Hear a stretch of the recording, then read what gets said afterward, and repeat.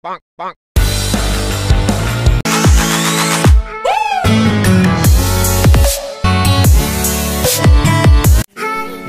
nyo layang terbesar yang ada di Aceh. Ya, pelepasan pertama.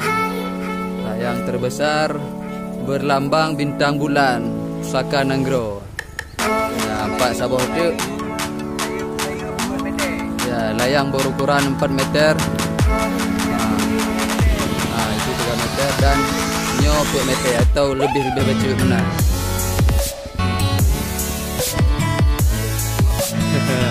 Ya. Bintang bulan. Hari ini pelepasan pertama, bisa kita lihat sebentar lagi.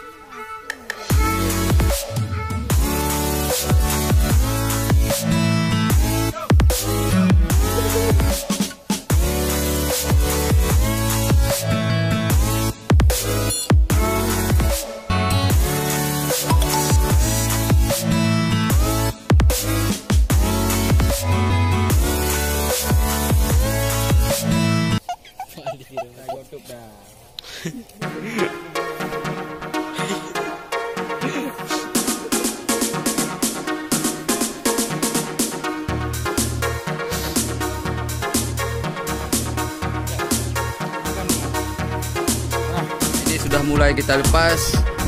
Ya.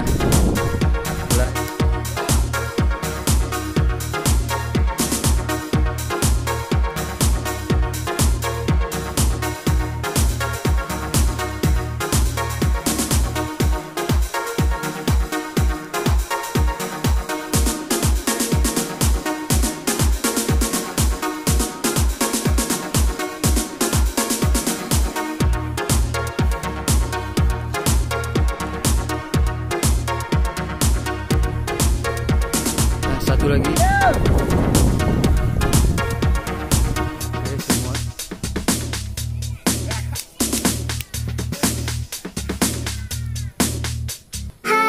Ini dia Raji.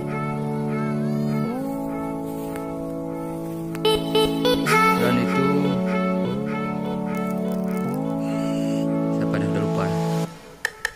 Yang naikkan menjadi sama Nin.